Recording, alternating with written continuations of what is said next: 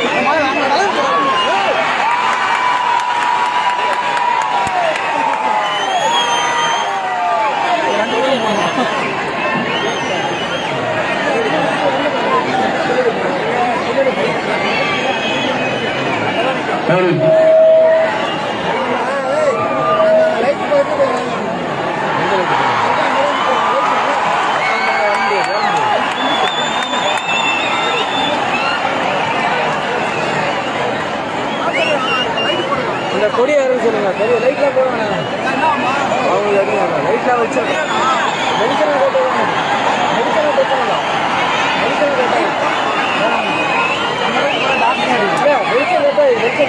பேசுறது கேக்குதா? நல்லா கேக்குதா? இந்த கொடி தம்பிகள், நம்முடைய கழக தோழர்கள், கூட்டணி கட்சி தோழர்கள், விடுதலை சிறுத்தைகள் சேர்ந்த சகோதரர்கள், உங்களுக்கெல்லாம் ஒரு அன்பு வேண்டுகோள். தயவு செய்து கொஞ்சம் கொடிகள்லாம் கொஞ்சம் கீழே இருக்குங்க. ஒரு 10 நிமிஷம் பின்னாடி நிறைய கூட்டங்கள் தலைவர்கள்லாம் இருக்கிறாங்க பாக்கிறதுக்கு. ஒரு 10 நிமிஷம் இறக்குறீங்கன்னா நான் அவங்களை பாக்கிறதுக்கு வந்திருக்கேன், அவங்களும் என்ன பாக்கிறதுக்கு வந்திருக்காங்க. தயவு செய்து ஒரு 5 நிமிஷம் நீங்க எனக்கு ஒத்துழைக்கணும். 5 நிமிஷம் ஒத்துழைக்கணும். சரியா? நன்றி நன்றி நன்றி. எல்லாம் நல்லா இருக்கீங்களா? நல்லா இருக்கீங்களா? நல்லா இருக்கீங்களாமா? நீங்க யாரும் என்ன திருப்பி கேட்க மாட்டீங்களா? நீங்க இருக்கும்போது எனக்கு என்ன குறை? என்ன கடந்த ஒரு 8 நாட்களாக தொடர்ந்து தமிழ்நாடு முழுக்க இன்னைக்கு இது 15வது தொகுதி பிரச்சாரத்துல. இது 15வது தொகுதிக்கு இன்னைக்கு நம்முடைய சிதம்பரம் நாடாளுமன்ற தொகுதி, ஜெயங்கொண்டம் சட்டமன்ற தொகுதிக்கு இன்னைக்கு வரை இருந்திருக்கிறேன். தொடர்ந்து காலையிலிருந்து பேசி முதல்ல உங்கள்கிட்ட நான் மன்னிப்பு கேட்டுக்கிறேன். என்ன கிட்டத்தட்ட ஒரு 7:30 மணி அளவுக்குலாம் நான் இங்க வந்திருக்கணும். நீங்களாம் எத்தனை நேரமா காத்துக்கிட்டு இருக்கீங்க? 5 மணில இருந்தா சரி. நான் காலையில காஞ்சிபுரத்தில் ஆரம்பிச்சது.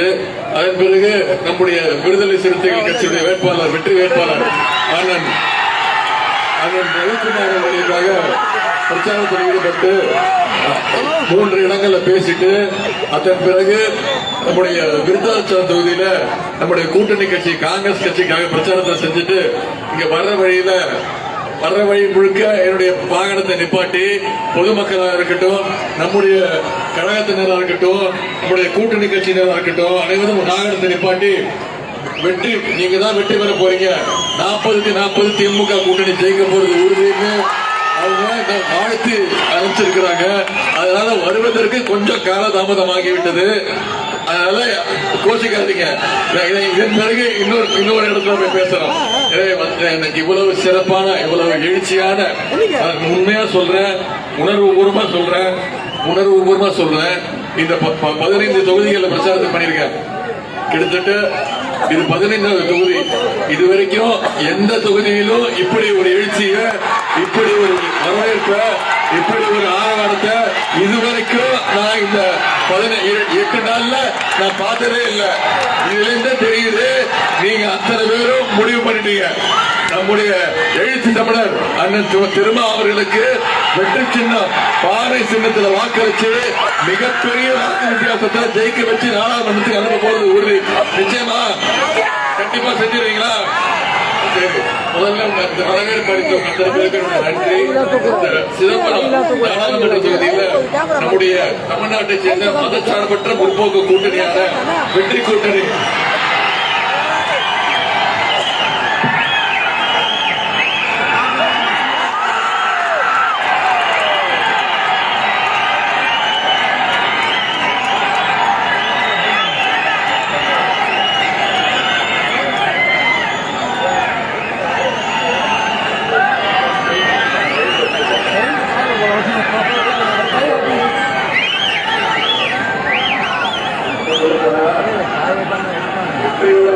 பாதி வெற்றியோட வந்திருக்கேன். நாடாளுமன்ற தொகுதியில நம்முடைய மதச்சார்பற்ற தமிழ்நாட்டில் இந்தியா பொறுத்தவரைக்கும் இந்தியா வெற்றி கூட்டணி சார்பாக நம்முடைய எழுத்தவர் நம்முடைய முத்தமிழ் கலைஞர்களுடைய அன்பு தம்பி நம்முடைய கழக தலைவர் தமிழக முதல்வருடைய தளபதி என்னுடைய அரசியல் வழிகாட்டி அண்ணன்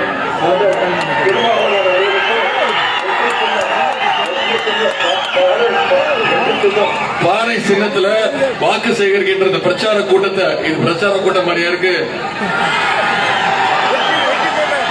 இது ஏதோ வெற்றி விழா நிகழ்ச்சி மாதிரி இருக்கு. இது ஏதோ சிதம்பரத்துல கூட மாநாடு மாதிரி இருக்கு. விடுதலை சிறுத்தைகள் மாநாடு மாதிரி இருக்கு. அண்ணன் வந்து நிறைய முறை கூப்பிட்டிருக்காரு, விடுதலை சிறுத்தைகள் மாநாட்டு கூப்பிட்டிருக்காரு. ஆனா வர முடியாத சூழ்நிலை. ஆனா பாருங்க இன்னைக்கு சிதம்பரத்துல அவருக்காக நான் பிரச்சாரம் பண்ண வந்திருக்கிறேன். அதுவே ஒரு மாநாடு போல நடந்துகிட்டு இருக்கு. இந்த கூட்டத்தை இவ்வளவு மிகச்சிறப்பாக ஏற்பாடு செய்து நடத்தி கொண்டிருக்கக்கூடிய மாண்புமிகு அமைச்சர் மாவட்ட கழக செயலாளர் அண்ணன் திரு S.S. சிவசங்கர் அவர்களே, சட்டமன்ற உறுப்பினர் அண்ணன் திரு சிந்தனை செல்வன் அவர்களே, சட்டமன்ற உறுப்பினர் என்னுடைய ஆரோக்கிய சகோதரர் திரு காசோக கண்ணன் அவர்களே, அண்ணன் திரு கோ சின்னப்பா அவர்களே, சட்டத்திட்ட திருத்தக்குழு இணை செயலாளர் அண்ணன் திரு சுபாஷ் சந்திரசேகர் அவர்களே, கழக கொள்கை பரப்பு துணை செயலாளர் திரு பெருநர் கிள்ளி அவர்களே, வர்த்தகரணியினுடைய துணை செயலாளர் திரு பெரியசாமி அவர்களே, திமுக இளைஞரணி துணை செயலாளர்கள் சகோதரர் அப்துல் மாலிக் அவர்களே, சகோதரர் ஆனந்தகுமார் அவர்களே, மாவட்ட துணை செயலாளர்கள் திரு கணேசன் அவர்களே, லதா பாலு, சந்திரசேகர், பொருளாளர் ராஜேந்திரன், தலைமை செயற்குழு உறுப்பினர் திரு MP பாலசுப்ரமணியம் உள்ளிட்ட மாவட்ட கழக நிர்வாகிகளே, ஜெயங்கொண்டம் நகர செயலாளர் திரு விவேகோ கருணாநிதி அவர்களே, ஒன்றிய செயலாளர்கள் திரு தனசேகர், மணிமாறன், ரெங்கமுருகன், கலியபெருமாள், பேரூர் கழக செயலாளர் திரு கோபாலகிருஷ்ணன், அல்போன்ஸ் உள்ளிட்ட அனைத்து ஒன்றிய நகர பேரூர் கழக செயலாளர்களே, நிர்வாகிகளே, அனைத்து உள்ளாட்சி அமைப்புகளுடைய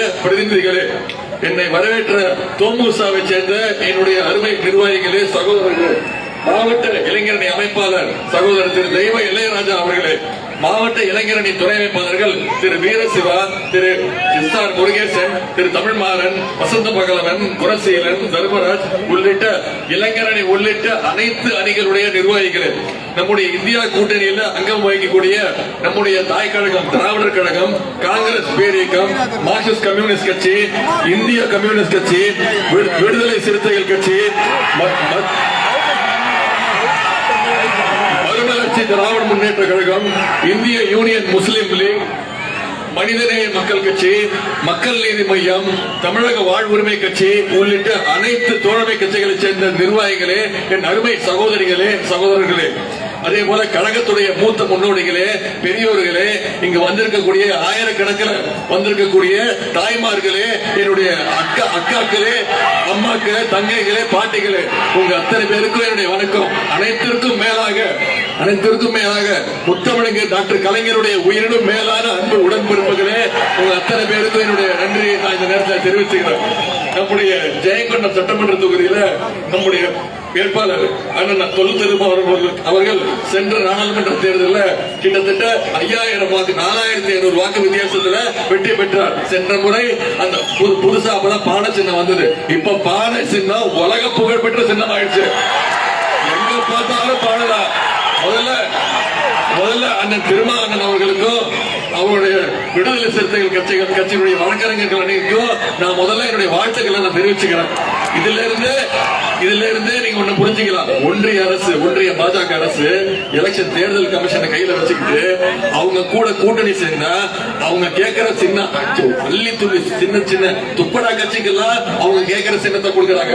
ஆனா நம்முடைய விடுதலை சிறுத்தைகளுக்கு மிகப்பெரிய சட்ட போராட்டத்தை நடத்தி இன்னைக்கு வெற்றிகரமா இந்த பாட சின்னத்தை வாங்கியிருக்கோம்னா கண்டிப்பாக வெற்றி உறுதி. நிச்சயம் வெற்றி பெற போவது உறுதி. ஆனா ஒன்னே ஒண்ணு கேட்கிறேன். சென்ற முறை குறைந்த வாக்கு வித்தியாசத்துல தான் அண்ணன் ஜெயிச்சாரு. ஆனா இந்த முறை அதெல்லாம் பட்டாது. இந்த முறை எத்தனை வாக்கு வித்தியாசத்துல எழுச்சி தமிழர் அண்ணன் திருமாவளவன் ஜெயிக்க வைக்க போறீங்க? அதெல்லாம் பத்தாது. குறைந்தது 3 லட்சம் வாக்கு வித்தியாசத்துல நீங்க வெற்றி பெற்று அவரை நாடாளுமன்றத்துக்கு அனுப்பியே ஆகணும். இவ்வளவு எழுச்சியோட இருக்கீங்கல்ல, இந்த எழுச்சிய அடுத்த 19 நாள், இந்த மாசம் இன்னும் 2 நாள் இருக்கு. அடுத்த 19ஆம் தேதி தேர்தல், 17ஆம் தேதியோட தேர்தல் பிரச்சாரம் முடியுது. அடுத்த 18, 19 நாள் இதே எழுச்சியோட இந்த பிரச்சாரத்தை நீங்க கொண்டு போய் சேர்த்தீங்கன்னா, மக்கள்கிட்ட கொண்டு போய் சேர்த்தீங்கன்னா, இந்த சின்னத்தை கொண்டு போய் இனிமே இந்த சின்னத்தை கொண்டு போய் சேர்க்க தேவையில்லை. எல்லாருக்கும் தெரிஞ்சு போச்சு. இப்போ தமிழ்நாட்டு செய்தி மட்டும் இல்ல, இந்தியா செய்திகள்லயே இந்த பால சின்னம் தான் ஓடிட்டு இருக்கு. அந்த அளவிற்கு ஒரு சட்ட போராட்டத்தை நடத்தி பெற்றிருக்கிறார். அதற்கு அவருக்கு முதல்ல என்னுடைய வாழ்த்துக்களை நான் தெரிவிச்சுக்கிறேன். இந்த நாள் நான் என்னுடைய வாழ்க்கையில 2018 இருந்து பல தேர்தல்களில் பிரச்சாரத்தில் ஈடுபட்டிருக்கேன். பல தலைவர்களுக்கு, கழகத்துடைய திமுகவுடைய தலைவர்களுக்கு பிரச்சாரம் பண்ணியிருக்கிறேன். கூட்டணி கட்சி தலைவர்களுக்கு எல்லாம் பிரச்சாரம் பண்ணியிருக்கிறேன். ஆனா இன்னைக்கு இந்த நாள் என்னுடைய வாழ்க்கையில மறக்க முடியாத ஒரு பொன்னாள்.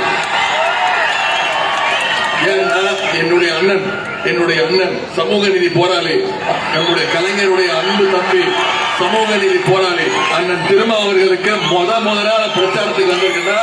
இந்த நாள என்னுடைய வாழ்க்கையிலே மறக்க முடியாத நாளா நான் கருதுகிறேன். அதை நீங்க உறுதி செய்யணும். குறைந்தது 3 லட்சம் வாக்குகள். அண்ணனை எதிர்த்து யார் போட்டி போட்டாலும் சரி, எந்த கொம்பனா இருந்தாலும் சரி, கெப்பாசிட்டி இருக்கிற அளவுக்கு நீங்க உங்களுடைய தேர்தல் பணியை அமைத்துக் கொள்ள வேண்டும். அதே போல 2021 சட்டமன்ற தேர்தலில் நான் பிரச்சாரத்துக்கு வந்திருந்தேன். என்னுடைய அருமை தம்பி சகோதரர் காசாவுக்கு கண்ணன் அவர்களுக்கு பிரச்சாரத்தை மேற்கொண்டேன். அப்பொழுது இந்த ஜெயங்கொண்ட தொகுதியில அவரை கிட்டத்தட்ட 5500 வாக்குகள் வித்தியாசத்துல மிகப்பெரிய வெற்றியை தேடி தந்தீங்க. அந்த வெற்றிக்கும் நீங்க தான் காரணம். அதற்கும் இந்த நேரத்தில் என்னுடைய நன்றியை நான் தெரிவித்துக் கொள்கின்றேன். இந்த நேரத்தில் சிதம்பரம் நாடாளுமன்ற தொகுதி, ஜெயங்கொண்ட சட்டமன்ற தொகுதியில் இந்த 3 வருஷத்துல நம்முடைய சட்டமன்ற உறுப்பினர், நாடாளுமன்ற உறுப்பினர் சேர்ந்து செஞ்ச சில பணிகளை மட்டும் உங்களுக்கு நான் ஞாபகப்படுத்த விரும்புகின்றேன். அதாவது நிலக்கரி திட்டத்திற்கு எடுக்கப்பட்ட 8734 ஏக்கர் நிலங்கள் திரும்ப ஒப்படைக்கப்பட்டுள்ளது. ஜெயங்கொண்டம் அரசு மருத்துவமனையை மாவட்ட தலைமை மருத்துவமனையாக தரம் உயர்த்தும் வகையில் ரூபாய் 40 கோடி மதிப்பீட்டில் கூடுதல் கட்டிடம் கட்ட நிதி ஒதுக்கீடு செய்யப்பட்டுள்ளது. ஜெயங்கொண்டம் அரசு கலை மற்றும் அறிவியல் கல்லூரிக்கு இடம் ஒதுக்கப்பட்டு ரூபாய் 16 கோடியே 40 லட்சம் ரூபாய் நிதி ஒதுக்கீடு செய்யப்பட்டுள்ளது. ராஜேந்திரப்பட்டினம் முதல் ஜெயங்கொண்டம் வரை 4 வழிச்சாலை அமைக்க 185 கோடி ரூபாய் நிதி ஒதுக்கீடு செய்யப்பட்டுள்ளது. கலைஞர் நகர்ப்புற மேம்பாட்டு திட்டத்தின் கீழ் 10 ஏரிகளை மேம்படுத்த ரூபாய் 9 கோடியே 60 லட்சம் நிதி வழங்கப்பட்டுள்ளது. ரூபாய் 2 கோடியே 25 லட்சம் ரூபாய் மதிப்பீட்டில் கூடுதல் பேருந்து நிலையம், இன்னொரு பஸ் ஸ்டாண்ட் வரப்போகுது ஜெயங்கொண்டத்திற்கு. இந்த 3 வருஷத்துல நம்முடைய சட்டமன்ற உறுப்பினரும் நாடாளுமன்ற உறுப்பினரும் சேர்ந்து இந்த பகுதிக்கு செஞ்சிருக்கக்கூடிய சின்ன சின்ன பணிகள், அதுல சில எடுத்துக்காட்டுகளை மட்டும் தான் நான் சொல்லியிருக்கிறேன். இப்போ அடுத்த சட்டமன்ற தொகுதிக்கான வாக்குறுதிகள் உங்களுக்கு தெரியும், முத்தமிழர் கலைஞர் அவர்கள் ஒவ்வொரு தேர்தலின் பொழுதும் தேர்தல் அறிக்கையை வெளியிடுவார். அறிக்கையை வெளியிட்டு என்ன தெரியுமா சொல்லுவாரு? சொல்வதை செய்வோம், செய்வதைத்தான் சொல்வோம்னு செஞ்சு காட்டின தலைவர் முத்தமிழர் டாக்டர் கலைஞர் அவர்கள். அவருடைய வழியில வந்த நம்முடைய தலைவர் திரு முத்துவேல் கருணாநிதி ஸ்டாலின் அவர்களும் சொல்வதைத்தான் செய்வார், செய்வதைத்தான் சொல்லி காட்டுவார். அப்படி சில வாக்குறுதிகள் மட்டும் இங்க உங்களுக்கு நான் நினைவுபடுத்த விரும்புகின்றேன். ஜெயங்கொண்டத்தில் தொழில் வளத்தை பெருக்க சிப்காட் தொழிற்சாலை வருகின்ற ஆண்டில் அமைக்கப்படும். தாப்பனூரில் அரசு தொழிற்பயிற்சி நிலையம் விரைவில் தொடங்கப்படும். ரூபாய் 20 கோடி மதிப்பீட்டில் கருங்கோட்டை சோழபுரத்தில் அருங்காட்சியகம் அமைக்கப்படும். ஜெயங்கொண்டம் நகராட்சிக்கு தனி கூட்டு குடிநீர் திட்டம் செயல்படுத்தப்படும். கொள்ளிடம் ஆற்றில் நிரந்தர தடுப்பணை கட்ட நடவடிக்கை எடுக்கப்படும். இதெல்லாம் நம்முடைய தலைவர் அவர்கள் செய்து சொல்லியிருக்கக்கூடிய தேர்தல் வாக்குறுதிகள். இதெல்லாம் தலைவர் செய்வார் என்ற நம்பிக்கை உங்களுக்கு இருக்கா? நிச்சயம் செய்வார் நம்பிக்கை இருக்கா? அதற்கு ஒரு சிறந்த எடுத்துக்காட்டு மட்டும் நான் சொல்றேன். சென்ற 2021 சட்டமன்ற தேர்தலில் நம்முடைய தலைவர் அவர்களை ஒட்டுமொத்த தமிழ்நாட்டு மக்களும் ஜெயிக்க வச்சு முதலமைச்சராக்கி அழகு பார்த்தாங்க. நம்ம தலைவர் யாருடைய காலையும் விழுந்து முதலமைச்சர் ஆகல, தவழ்ந்து போய் யாருடைய காலையும் பிடிச்சு முதலமைச்சராக தமிழ்நாட்டு மக்கள் நீங்கள் தேர்ந்தெடுத்து அவர் முதலமைச்சராக்குறீங்க. கரெக்டா? அப்போ என்ன நிலைமை? தமிழ்நாட்டோட நிலைமை என்ன? இந்தியாவோட நிலைமை என்ன? மிகப்பெரிய கோவிட் 2வது அலை, கோவிட் பெருந்தொற்று 2வது அலை, மிகப்பெரிய மோசமான ஒரு சூழ்நிலை இருந்தது. அப்போ ஒன்றிய பிரதமர் திரு நரேந்திர மோடி அவர்கள் உங்களை எல்லாம் வந்ததா பார்த்தாரா? 10 நாளைக்கு ஒரு வாட்டி டிவியில மட்டும் வந்து பேசுவார். கரெக்டா? நம்மள என்ன செய்ய சொன்னாரு? எல்லாரும் வீட்டுல போய் ஒளிஞ்சுக்கோங்க, வீட்டுல போய் தாப்பா போட்டுக்கோங்க, வீட்டை விட்டு வெளில வராதீங்க, எந்த கடையும் திறக்காதீங்க, எந்த வேலையும் செய்யாதீங்க சொன்னாரா இல்லையா? ஆனா ஒன்னே ஒண்ணு மட்டும் சொன்னாரு. என்ன சொன்னாரு? எல்லாரும் திருட்டுத்தனமா வெளில வாங்க, விளக்கு பிடிங்க, யாருக்கும் தெரியாம விளக்கு பிடிங்க, அதே மாதிரி கையில ஒரு தட்டு வச்சுக்கோங்க, கையில தட்டு வச்சு ஒலி எழுப்புங்க, ஒலி எழுப்புனீங்கன்னா கொரோனா வைரஸ் பயந்து ஓடி போயிடும் சொன்னாரா இல்லையா? உண்மையை சொல்லுங்க. இதுல எத்தனை பேர் பண்ணீங்க? எத்தனை பேர் பண்ணீங்க? தாய்மார்கள் சொல்லுங்க, எத்தனை பேர் பண்ணீங்க? சும்மா சொல்லுங்க. பயத்திலேயாவது பண்ணிருப்பீங்க. கரெக்டா? அந்த அம்மா ஒத்துக்கிட்டாங்க. இப்போ இதுதான் நரேந்திர மோடி அவர்கள் கோவிட மேற்கொண்ட விதம், எதிர்கொண்ட விதம். ஆனா நம்முடைய தலைவர் என்ன பண்ணாரு? அப்போ அந்த சூழ்நிலையில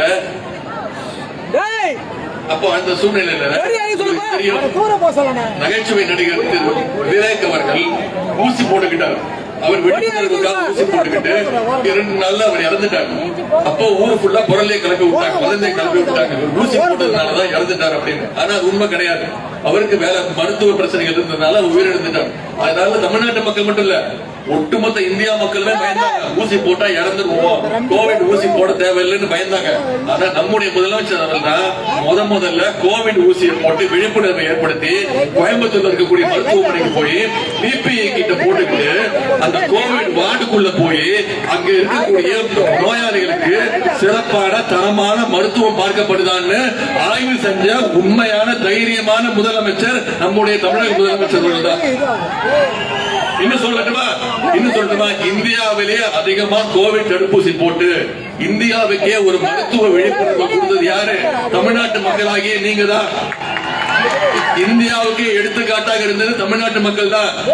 எப்படி 2021 தேர்தல்ல இந்தியா முழுக்க அவங்க ஜெயிச்சாங்க. ஆனா தமிழ்நாட்டுல அப்பவும் அந்த விழிப்புணர்வு தமிழ்நாட்டு மக்கள் மட்டும் தான் இருந்துச்சு. அதே மாதிரி கோவிட் நேரத்திலையும் அந்த விழிப்புணர்வு ஏற்படுத்தினது தமிழ்நாட்டு மக்கள் தான். நீங்க தான் அந்த பெருமைக்கு காரணம். அப்படியே நம்ம ஆட்சி அமைச்சிட்டோம். ஆட்சி அமைச்ச உடனே கடும் நிதி நெருக்கடி, பல வாக்குறுதிகளை கொடுத்திருந்தோம். எதிர்கட்சி தலைவர் சொன்னாரு, ஒரு வாக்குறுதி செய்ய முடியாது, கடும் நிதி நெருக்கடி சொன்னார். ஆனா தலைவர் அவர்கள் ஆட்சி பொறுப்பேற்று முதல் 5 கையெழுத்து தாய்மார்கள் இங்க வந்திருக்கீங்க, உங்களுக்கு தெரியும்.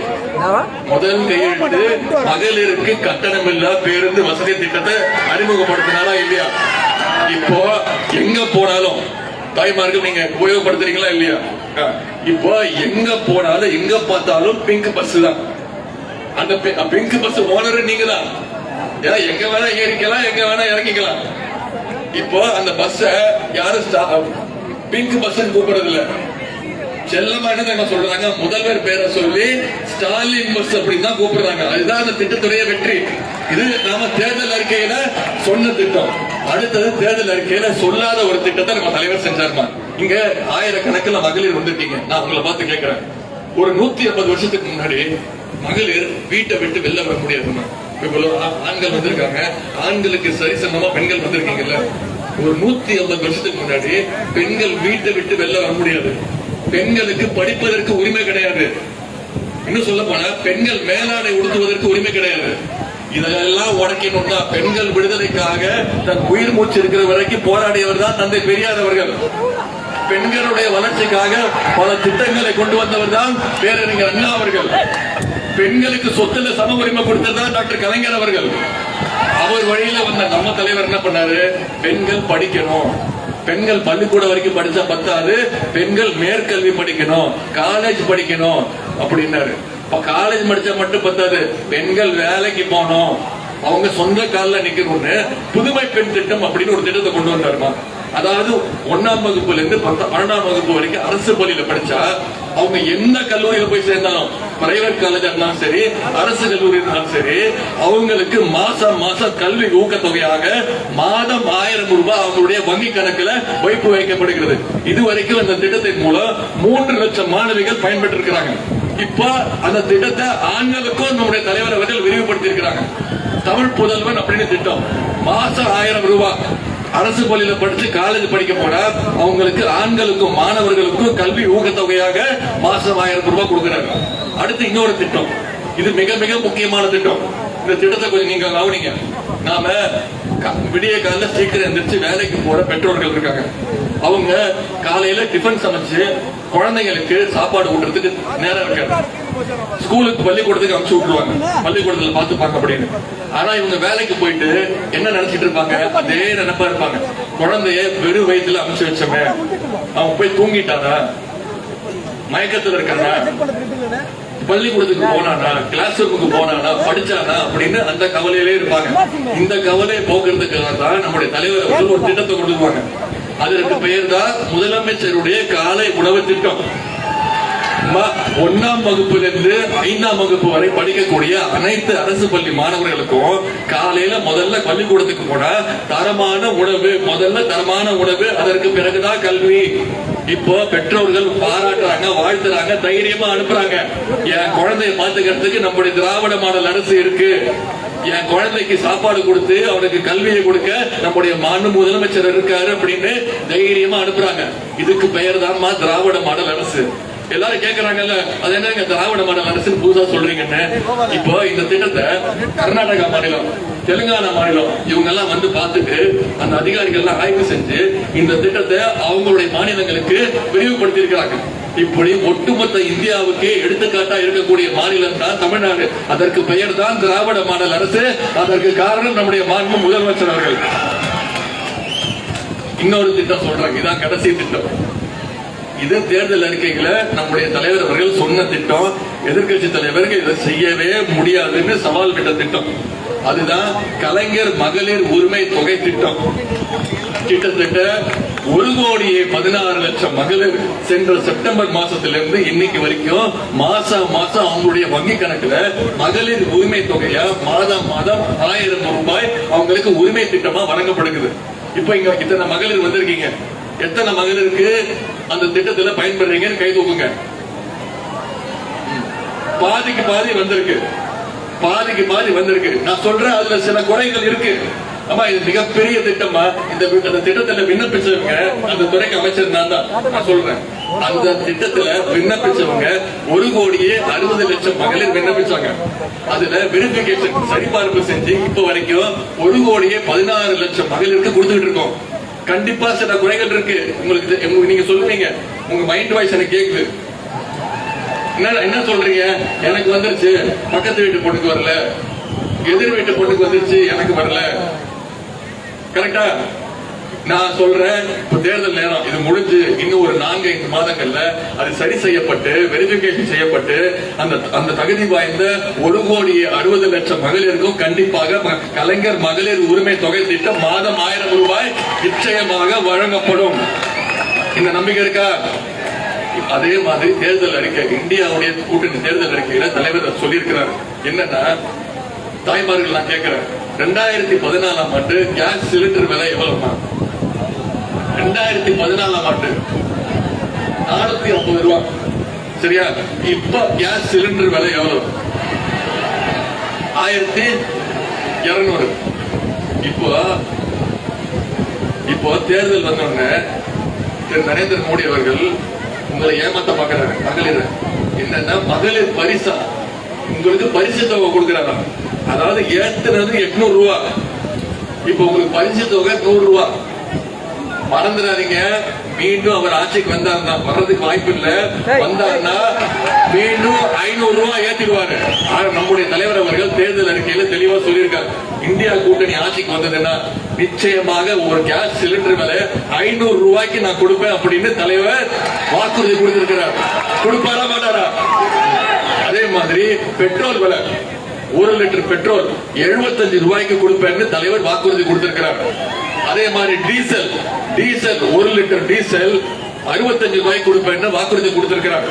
இதையெல்லாம் விட மிக மிக முக்கியமான திட்டம் நம்முடைய நேஷனல் ஹைவேஸ், தேசிய நெடுஞ்சாலை இருக்குல்ல, தமிழ்நாட்டில் இருக்கக்கூடிய அனைத்து டோல் பூத்து சுங்கச்சாவடி இருக்குல்ல, அனைத்து டோல் பூத்துகளும் அகற்றப்படும் அப்படின்ற வாக்குறுதியை கொடுத்திருக்கிறார்.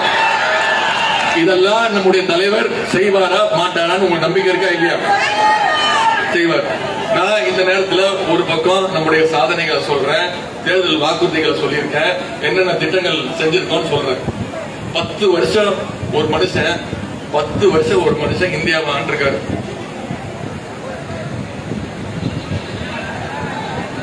10 வருஷம் ஒருத்தர் இந்தியாவை ஆண்டாரு. எப்பயாவது தமிழ்நாட்டுக்கு வந்து பார்த்திருக்காரா? என்னைக்காவது வந்தாரா? இப்ப 10 நாளா வந்து சுத்திட்டு இருக்காரு. ஏன்? தேர்தல் பயம். 10 நாளா இங்க சுத்திட்டு இருக்காரு. நான் அவருக்கு சவால் விட்டேன், 10 நாள் இல்ல, நீங்க அடுத்த 1 மாசம் வந்து இங்கேயே தங்குங்க, உங்களால தமிழ்நாட்டுல ஒரு தொகுதியில கூட டெபாசிட் கூட வர முடியாது. நான் சவால் வர்றேன். என்கிட்ட சொன்னாங்க ஒரு 20 நாள் முன்னாடி, எனக்கு தெரிஞ்சு அவர் ஒன்றிய பிரதமர் ராமநாதபுரம் தொகுதியில் தான் நிக்க போறாரு போல இருக்கு அப்படின்னு என்கிட்ட ஒருத்தர் சொன்னார். நான் சொன்னேன், என் முதல் பிரச்சார கூட்டமே ராமநாதபுரத்துல பாத்துடலாம் அப்படிங்க. கடைசியில் அவர் இங்க போட்டி போடல, பயந்துட்டு ஓடி போயிட்டாரு. மீண்டும் வருவார். தேர்தல் முடிகிற வரைக்கும் நம்ம எவ்வளவு எல்லாம் பயமுறுத்தி பார்க்கணுமோ, நம்ம எவ்வளவு எல்லாம் வடை சுடணுமோ அவ்வளவு வடையும் சுடுவார். ஆனா அந்த வடையை நமக்கு கொடுக்க மாட்டார். இப்ப நான் அவங்க கிட்ட வைக்கிற வேண்டுகோள் தான் ஒண்ணுதான், ஒன்றிய பிரதமர் அவர்களை இனிமே அவரோட பேரை சொல்லி கூப்பிடாதீங்க. அவருக்கு நாம ஒரு செல்ல பேர் வச்சிருக்கோம். சரியா?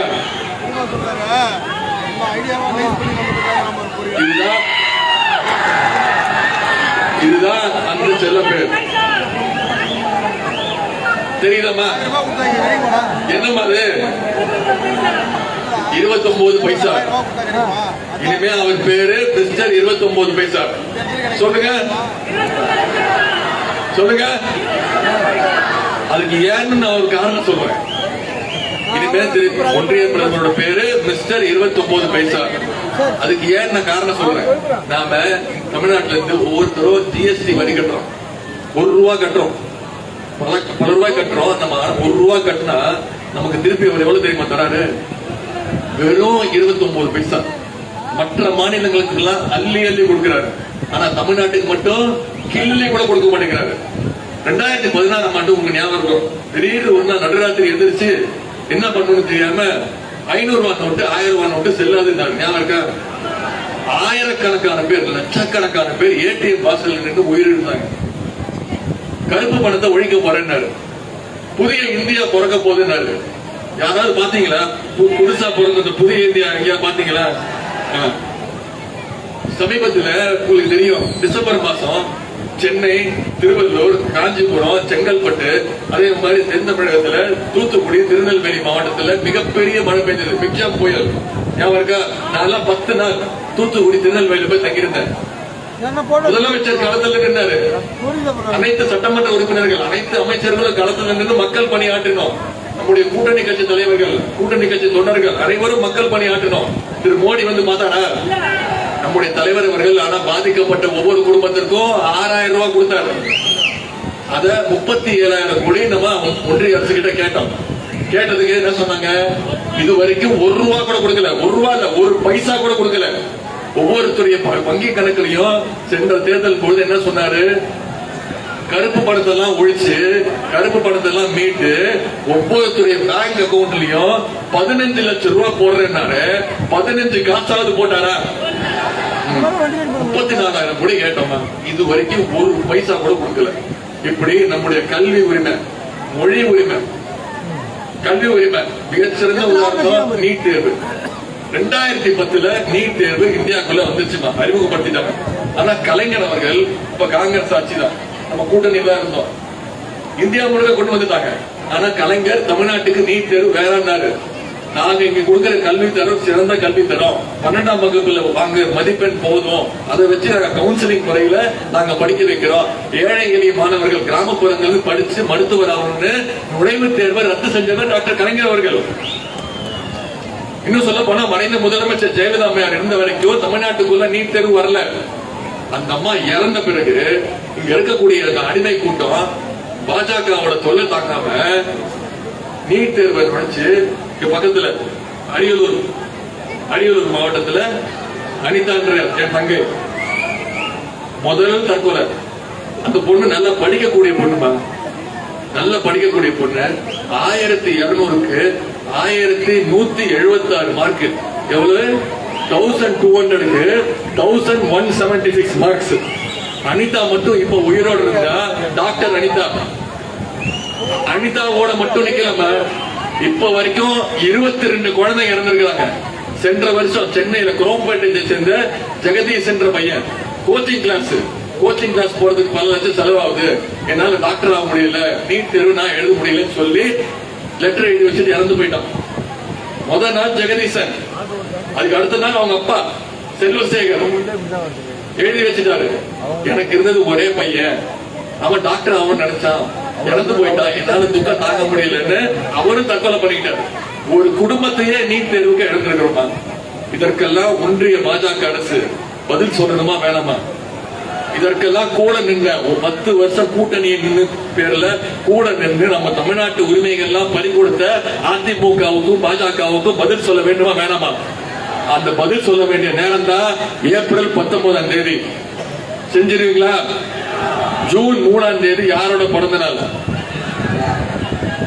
டாக்டர் கலைஞருடைய 101வது பிறந்த நாள். சென்ற 2021 தேர்தலில் தமிழ்நாடு புதுச்சேரி 40 தொகுதிகளில் 39 தொகுதி ஜெயிச்சோம். நம்முடைய கூட்டணி 39 தொகுதி ஜெயிச்சோம். இந்த முறை 40க்கு 40 தொகுதி ஜெயிச்சு நம்முடைய முத்தமிழர் டாக்டர் கலைஞருக்கு இதை விட சிறப்பான பரிசு இந்த 40க்கு 40 தொகுதி ஜெயிச்சு டாக்டர் கலைஞருடைய காலடியில் வைக்கிறது தான் நம்ம அவருக்கு கொடுக்கக்கூடிய உண்மையான பிறந்த நாள் பரிசு. 2021 தேர்தலில் அடிமைகளை விரட்டி தமிழ்நாட்டுக்கு விடியலாட்சியை தந்தார் நம்முடைய தலைவர் அவர்கள். இப்போ 2024 தேர்தலில் அடிமைகளுடைய ஓனர்ஸ், அடிமைகளுடைய எஜமானர்களையும் துரத்தி அடிச்சு ஒட்டுமொத்த இந்தியாவுக்குமே விடியலாட்சியை தரப்போறது நம்முடைய தமிழ்நாட்டு மக்கள் தான். நீங்க யாரை முடிவு பண்றீங்களோ, நம்முடைய தலைவர் யாரை முடிவு செய்யறாரோ அவர் தான் அடுத்த ஒன்றிய பிரதமர். அப்படி இந்த நிலைமையை உருவாக்கணும்னா நீங்க அத்தனை பேரும் அடுத்த 19 நாள் தேர்தல் பிரச்சாரத்தில் ஈடுபட்டு நீங்க பொறுப்பெடுத்துக்கிட்டு, இந்த ஒரு வாக்குக்கு நான் பொறுப்பு, இந்த வீட்டுக்கு நான் பொறுப்பு, நான் என்னோட பொறுப்பு, நான் இவரை வாக்கு செலவழி கொண்டு வந்து பான சின்னத்துல அந்த திருமாவர்களுக்கு வாக்களிக்க வைக்க போறேன்ற அந்த பொறுப்பை நீங்க எடுத்துக்கணும். செய்வீங்களா? நிச்சயம் பண்ணுவீங்களா?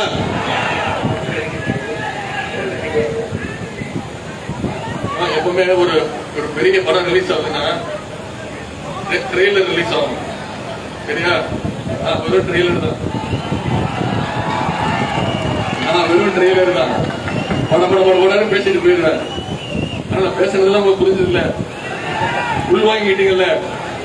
அடுத்து 6ஆம் தேதி மெயின் பிக்சர் கழக தலைவர் வராரு. இதுல எல்லாம் சந்திப்பார், சிதம்பரத்துல சந்திப்பார், அவருடைய கருத்துக்களை எல்லாம் சொல்லுவார். நீங்க அவரும் அடுத்த தொகுதிக்கு போயிடுவார். ஆனா அடுத்த 19 நாள் நீங்க இங்க இருந்து ஒவ்வொரு வாக்காளரா சந்திச்சு நம்முடைய பிரச்சாரத்தை மக்கள்கிட்ட கொண்டு போய் சேர்த்து எழுச்சி தமிழர் அண்ணன் திருமாவளவன் அவர்களை 3 லட்சம் பல லட்சம் வாக்கு வித்தியாசத்தில் நீங்க ஜெயிக்க வைக்க என்று கேட்டுக்கொண்டு உங்களை எல்லாம் அன்போடு கேட்கிறேன், பண்போடு கேட்கிறேன், பாசத்தோடு கேட்கிறேன், உரிமையோடு கேட்கிறேன், உங்கள் வீட்டு பிள்ளையாக இருந்து கேட்கிறேன். இன்னும் பெருமையா சொல்லணும்னா தலைவருடைய மகனாக இருந்து கேட்கிறேன். இன்னும் பெருமையா பூரிப்பா சொல்லணும்னா முத்தமிழக டாக்டர் கலைஞருடைய பேரனாக இருந்து கேட்கிறேன். அண்ணன் எழுச்சி தமிழர் திருமா அவர்களுக்கு பானை சின்னத்தில் வாக்களித்து மிகப்பெரிய வெற்றியை தேடித்தாருங்கள். உங்களுடைய அன்புக்கும் வரவேற்புக்கும் நன்றி நன்றி நன்றி.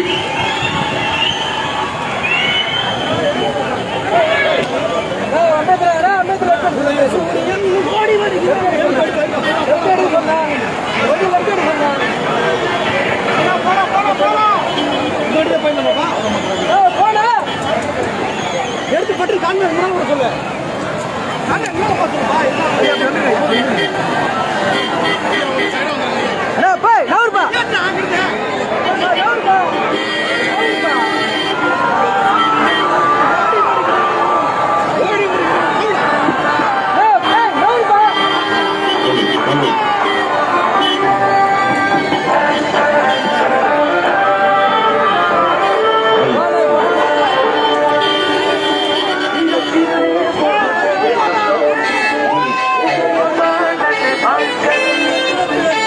சின்னத்தை பார்த்து நீங்க போடுங்கம்மா ஓட்டு.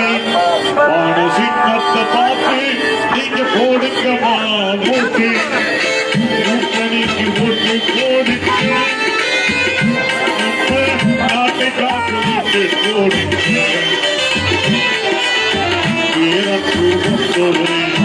இடியோரை காட்டோரே,